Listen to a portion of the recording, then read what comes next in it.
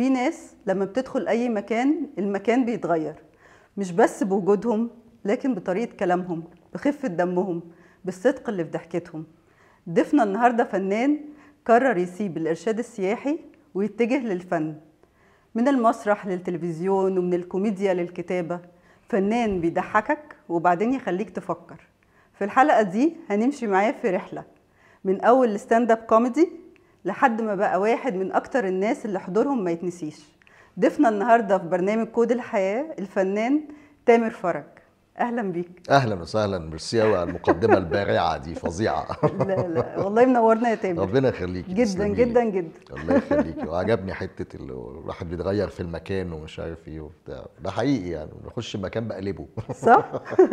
لا انت عندك كاريزما وحضور كده طاغي بصراحة. الحمد لله الحمد لله. اتمنى دي تكون حاجه حلوه، يعني الواحد أكيد يبقى حاجة حلوة جدا. ضيف خفيف ما يبقاش تقيل. لا لا ضيف خفيف وبتخلي الناس كده تبقى حاسة ان هي مبسوطة ومرتاحة وانت موجود. طب الحمد لله، نتمنى ذلك. لا اكيد. اول سؤال دايما عندنا في حلقتنا، ايه كود الحياة بتاع تامر؟ كود الحياة يعني انه الحياة اقصر ما يكون من ان احنا نعمل فيها صراعات او حتى يعني نشتت انتباهنا او الحياة قصيرة قوي، فعيش اللحظة ما تقعدش تحسبها كتير. حلو قوي. انا الحياة قصيرة جدا. استمتع استمتع وما على قد ما تعملش تقدر. عداوات، ويعني خاصة يعني في حتة ان هو ما تعملش عداوات، ما تحاولش ان انت تخش في مجادلات وحاجات تعمل مشاكل بينك وبين الاخرين. على ايه؟ الموضوع بسيط قوي والوقت قليل، والحياة بتقاس بالتايم، بالساعات، بالوقت. فانا كل اللي يهمني في الحياة الساعات اللي بعيش فيها حاجة حلوة. فاي ساعه هتضيع في حاجه وحشه لا ملهاش لازمه، ضيعت مني شويه الحياه اللي عندنا اللي فاضلين، هم شويه طاقه قد كده. مش عايزين نخلصهم مش عايزين في نخلصهم الحزن. على الفاضي يعني، فاهم؟ في الحزن والزعل بالظبط. فلا وقت للحزن ولا الزعل ولا الخناقات ولا الكلام ده. اكتر بتحب الانبساط اكتر والسعادة اكتر، بتحاول تنسى كل الوقت اللي كان فيه زعل وحزن ده حقيقي. تمسحه. يعني اقول لك على حاجه، مثلا ممكن واحد ينرفزني جدا جدا ونبقى على وشك ان بيكون في خناقه وعامل حاجه مثلا تعليق مش ظريف بتاع كلام، كل واحد بيبقى متضايق جدا عايز امسكه افرمه، تمام.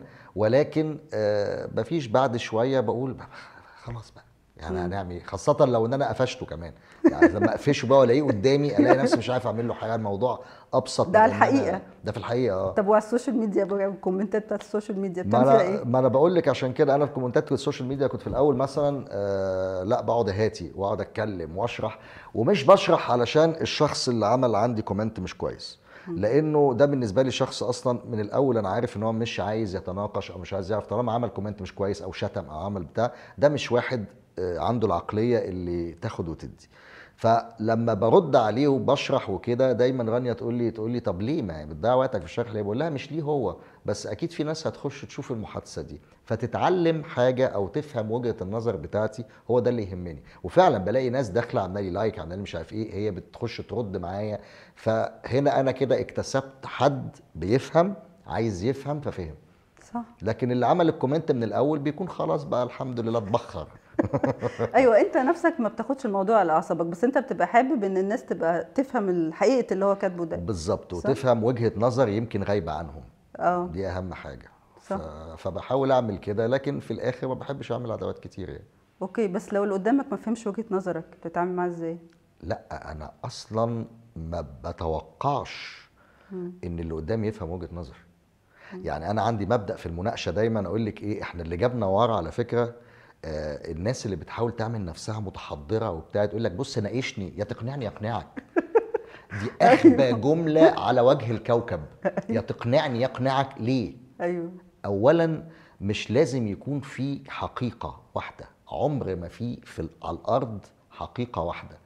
في الحقيقة اللي حضرتك شايفاها وفي الحقيقة اللي انا شايفها من كل واحد من التانية. منظوره هو. وفي الحقيقة نفسها بقى اللي هي التالتة بقى. التالتة اللي احنا مش عارفين هي ايه، تمام. فالفكرة في المناقشة لازم نفهم كده، التحضر هو انك تناقش علشان توضح وجهة نظرك وتستوضح وجهة نظر الاخر، فتبقى فاهم هو بيفكر ازاي وهو بيبقى فاهم انت بتفكر ازاي. لكن لا يقنعك ولا تقنعه، استحالة.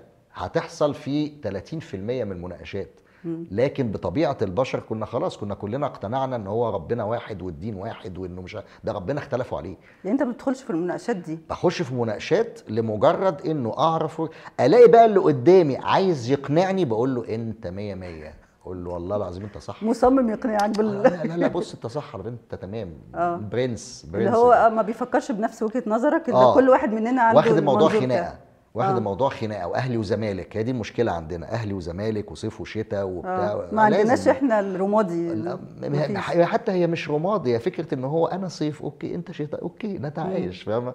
ليه لازم نبقى في النص؟ ليه لازم نبقى مش، ما كل واحد يبقى خليه في حاله ويخليه في اللي في دماغه وفي الحته بتاعته. انا بس كل اللي يهمني افهم انت بتفكر ازاي، وافهم هل انت بتفكر ولا لا. من الاول مبدئيا دي من الاول بقى قبل ما ندخل في مناقشات بقى. بسم الله الرحمن الرحيم كده اعرف انت واحد بيفكر ولا انت مدلوق في دماغك شويه معلومات، او مدلوق في دماغك شويه افكار فجاي تبخها فيا، فاهمه؟ فهو ده الغرض من النقاش، هو استيضاح العالم اللي حواليك. العالم اللي حواليك مليء بالافكار، مش كلها صح، مش كلها غلط، ومش لازم يكون كلها صح او غلط، هي موجوده شئت ام ابيت.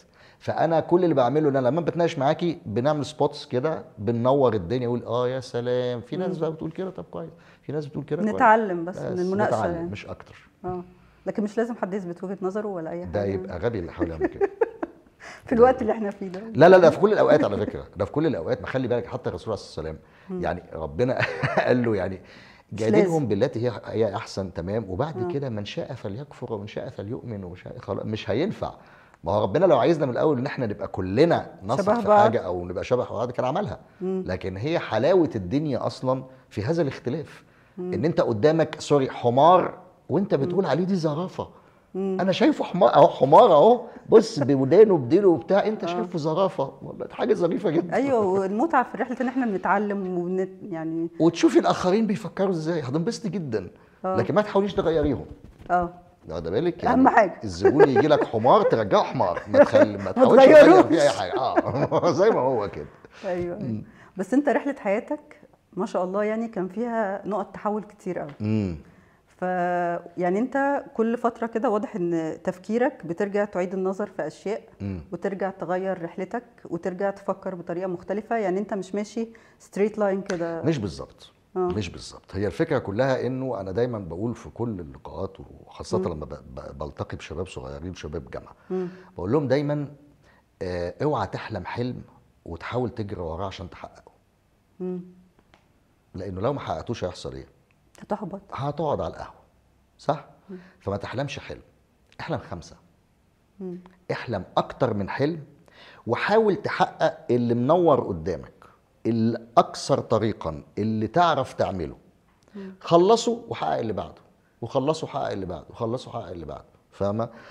وهتلاقي انه كل حلم بيسلم للتاني. صح. هتلاقي في حاجه وانت بتحقق حلمك ده، حاجه ظهرت لك هنا ساعدتك انه تعمل الحلم اللي بعده، وهكذا. فهو ده اللي انا عملته، ان انا كان حلمي ان انا اكون مرشد سياحي، اكون ممثل، واني اكون كاتب، واني اغني، واني اعمل برامج، واني تمام.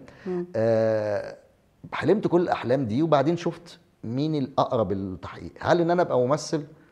حضرتك انا كنت طالع يعني في زمن في احمد السقا وفي هنافس مين؟ يعني هخش مع الناس دي ازاي؟ بس انت مختلف.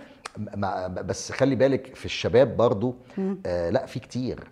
وعلى ايامنا ما كانش الدنيا بالسهوله زي دلوقتي، تعملي فيديو طرقع فالناس تيجي تاخدك يعملوا يمضوكي فيلم، فاهمه؟ احنا على ايامنا كنا يعني الواحد لازم يتبهدل علشان يخش المجال ده. فاذا المجال ده بعيد شويه. تمام. انا عملت فيه اللي انا حبيته في الجامعه، كنت رئيس فريق التمثيل وخدت ممثل اول جامعه وكل حاجه. بس في الحياه العمليه بقى خلينا نشوف الحلم اللي منور اكتر. انا كان نفسي ابقى مرشد سياحي. هل ينفع؟ انا خلصت الدراسه بتاعتي كارشاد، وبخلص الدراسه باخد الترخيص بتاعي بشتغل مرشد. يبقى اذا هو ده، يلا نشتغل ده. تمام. اشتغلت مرشد سياحي 15 سنه، حققت فيها كل طموحاتي وحققت كل اللي انا عايزه. وصلت الوقت قلت خلاص اتس انف، انا وصلت للسقف اللي انا عايزه. كان اسمي من اهم اسامي المرشدين اللي في مصر في الفرنساوي. عملت بيت، عملت فلوس، جبت عربيه، كل حاجه تمام. فحان الاوان بقى ان احنا نحقق حاجه تانية. مفيش طموح تاني، فنحقق حاجه تانية. فاثناء ما انا كنت بحقق حلمي كمرشد سياحي، الفرنساويين اللي كانوا معايا، الزبائن اللي كانوا معايا، لقيتهم بيقولوا لي تامر انت ما بتشرحش كده زي البني ادمين، انت اللي انت بتعمله ده انت بتعمل شو. اللي بتعمله ده اسمه حاجه اسمها ستاند اب كوميدي. انت عارف ستاند اب كوميدي؟ قلت لهم ما اعرفش. اي لا بص اهو، بعتوا لي فيديوهات وروني حاجات بتاع، ابتديت اعرف يعني ايه ستاند اب كوميدي. فلما قررت ان انا اسيب السياحه واخش مجال الفن، طب اخش مجال الفن منين بقى؟ اعملها ازاي؟ اروح بقى اعدي على المكاتب ولا اعمل ايه؟ رغم ان انا كمان عندي اصدقاء كتير في المجال، بس مش هتعرف تخش عن طريق حد. على فكره دي فكره غلط جدا. تمام. فكنت كنت ساعتها سافرت فرنسا. انا سبت السياحه على فكره كان 2009 تقريبا او 2000 اوائل 2010 2009. فكان يعني لسه في عزها، طبعا مش علشان انه حصل حاجه يعني. وسافرت فرنسا، وهناك اتعرفت على واحد من اهم الممثلين الفرنساويين من اصل مغربي اسمه جمال دبوز. هو كان بيعمل ستاند اب كوميدي، وبيعمل حاجه اسمها جمال كوميدي كلاب، حاجه كده بيطلع فيها الناس اللي عندها موهبه ومش عارف ايه، وبندرس الموضوع وكده. فدرست ستاند اب هناك، عملت ورشه يعني زي ورشه كده للستاند اب، وعملت اول ستاند اب ليا كان بالفرنساوي، كان في مسرح بون نوفيل في باريس. ورجعت مصر قلت انا نفسي ادخل تهيألي ده ما كانش موجود في الوقت ده، ما كانش موجود. فلما رجعت لقيت جورج عزمي اول واحد ابو الستاند اب في مصر، ابتدى ان هو حبيبي ايه يفحت في الصخر كده ويخش بين الفرق الموسيقيه في الحفلات، يعمل 3 4 دقائق مش عارف ايه. الناس ابتدت شويه شويه تفهم او تعرف يعني ايه اللي بيعمله الواد ده، يلفت النظر. فلما جيت تعاونت انا وهو وعلي قنديل وبيتر ظريف، وكان مجموعه بقى كده، كنا من الرعيل الاول في موضوع الستاند اب، وابتدينا نعمل ستاند اب ونوسع المعرفه بهذا الفن ونعرف بيه الناس اكتر. عملنا حفلات جميله جدا جدا. ومن هنا ابتديت اخش مجال الفن. فهو لولا ان انا كنت في السياحه ما كنتش وصلت النقطه دي. ولما انا كمان دخلت النقطه ديت، دخلت من باب الستاند اب كوميدي. انا ما مثلتش على طول على فكره. انا برضو الستاند اب كوميدي حقق لي حلم من الاحلام اللي كانت عندي، ان انا ابقى كاتب. عشان كنت بتقعد تكتب السكريبتس بتاعتك. وانا في 2012 او 13 حاجه زي كده، كنت كان في برنامج بتاع الاستاذ هاني رمزي اسمه الليله مع هاني. استضافوني كراجل بتاع ستاند اب، الفن الجديد ده والعيال دي ومش عارف ايه الموضوع، تعالى اعمل نمره.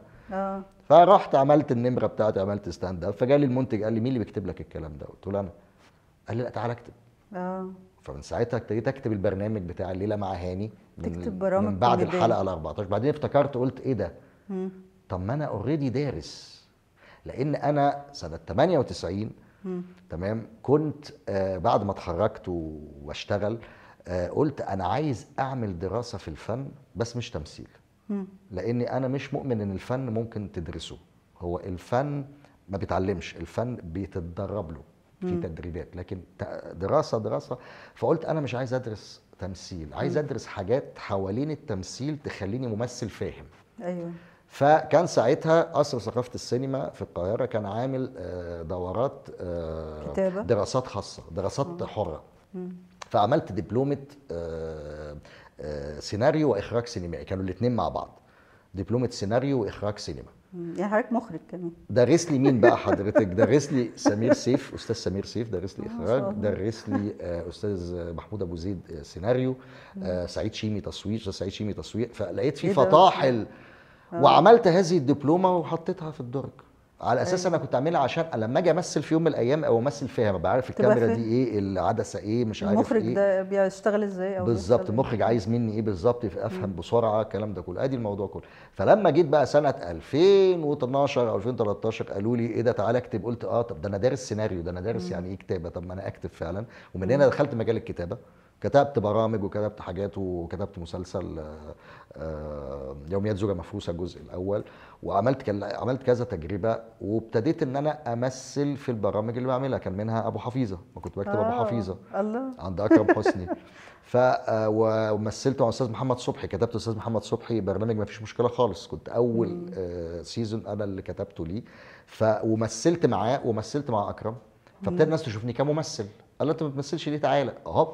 فحققت الحلم ده من خلال الحلم، وهكذا. فانت بقى كل حلم بيجر الحلم اللي بعده. فعشان كده هي مش نقط تحولات او مش بقف وراجع نفسي، هي الفكره انه انا بمشي عشان احقق الحاجه اللي انا عايزها، ولكن ما بكتفيش بحاجه واحده، لازم احقق كذا حاجه، لانه ممكن دي تفشل. انا خلي بالك انا ابتديت في الاول انا نفسي ابقى ممثل، تمام، فعايز امثل، طب الارشاد، طب اشوف بس التمثيل وبتاع، لقيت الدنيا مقفوله قصادي، مش عارف مش عارف اخش هذا المجال، بعمل حاجات بسيطه كده وبتاع، مش عارف اخش هذا المجال، فدخلت في حاجه الاسهل. فاذا الاسهل كان ايه؟ طب كمل في الحته دي وبتاع، وحتى كمان مش كده يعني، برضو انا كنت مثلا بقول لك بعمل حاجات صغيره كده مع اصحابي او بتاع، فكان ساعتها استاذه هاله خليل المخرجه كانت بتعمل شباب اونلاين مع امير كرارة وبشرى، الناس دي كلها كنت اعرفهم. فحضرت معاهم تصوير وشافتني هاله وبتاع فجت كلمتني قالت لي انا في دور انا شايفه ان انت لازم تعمله، فيلا تعالى اعمل الدور ده معانا ومش عارف ايه. فقلت لها طب هتستنيني؟ قالت لي قدامك قد ايه؟ قلت لها انا في كومومبو يعني ده ايه ده؟ لان انا كنت بشتغل مرشد. فلقيت الاثنين اتعارضوا مش شغالين مع بعض. اتعارضوا مع بعض. انا عشان هتجيلي فرصه زي كده، طب انا مسافر، طب انا معايا مجموعه، طب انا مش هسيبها واروح، فاهمه؟ فقلت لا خلاص، يبقى خليني في الحلم ده، ولما اخلصه اشوف اللي بعده، وهكذا بقى. طب الحلم الجاي ايه بقى؟ الغنى بقى، ابتدي اغني بقى ده اللي فاضل، فاهمه؟ ابتديت فعلا اغني بس بالفرنساوي، لان طبعا عندي لدغه كده بسيطه في الريف، فطبعا بالغنى في العربي هيبقى مش فابتديت اغني بالفرنساوي. عملت حفله في مكتبه اسكندريه، وعملت حفله في المركز الثقافي الفرنسي، وكانوا لا باس بيهم يعني. ايه ده بجد؟ امتى؟ يعني قريب يعني قصدي؟ السنه اللي فاتت تقريبا. السنه اللي فاتت اللي قبلها. ايه ده؟ الله. طب غني لنا حاجه طيب. لا مش كده. لا ليه والله، لا عادي يعني حاجه مثلا اعرف بس، يعني فكره يعني اغاني ناحيه اي اتجاه يعني. بصي انا بغني الحاجات اللي هو ايه، انا بحاول ان اغني انا عايز احيي فكره الفرنكوفونيه في مصر. الفرنكوفونيه مش ان احنا نبقى بنتكلم فرنساوي، وده كنت دايما بقوله، ان انا كنت انا الهوست بتاع مهرجان السينما الفرنكوفونيه السنه دي والسنه اللي فاتت، كنت انا اللي بقدمه، وكنت عضو لجنه تحكيم. الفرنكوفونيه هي منظمه فيها حوالي 88 دوله، هم مش كلهم بيتكلموا فرنساوي، او ما هماش يعني مثلا اللغه الاولى عندهم، لا فيهم بلاد زينا، فيهم بلاد يا دوبك عدت عليهم الثقافه الفرنسيه. فالفرنكوفونيه هي رؤيه، هي نوع من التفكير، تفكير نحو الرقي. ازاي الواحد يبقى راقي، واخده بالك؟ فعشان كده هتلاقي الثقافه الفرنكوفونيه او كل من هم فرنكوفونيين هتحسي ان هم فاهمين الحته دي او لامسين الحته دي قوي، ان هو ازاي تبقى في رقي والحاجه تتعمل بطريقه شيك، طريقه ظريفه، طريقه مش عارف ايه، فاهمه؟ يعني حتى تبص تلاقي انه يعني رغم ان ده احتلال وده احتلال، بس هتلاقي الاحتلال الانجليزي غير الاحتلال الفرنسي. يعني الاحتلال الانجليزي مص دمنا وكان حاجه بهدله وكان مش عارف ايه وبتاع. الاحتلال الفرنسي او لما جت اللي هي الحمله الفرنسيه، رغم ان هي كان فيها قتل ومش عارف ايه واحتلال في جميع الاحوال وكلهم حاجه قذاره يعني، بس خدت منهم كتاب وصف مصر، تمام، خدت منهم اكتشاف حجر رشيد، خدت منهم المطبعه. ايوه، كان في علم، في توريق، دايما في ان انا ادي العلم لغيري. في حاجه في الفرنكوفونيه مختلفه عن الباقي.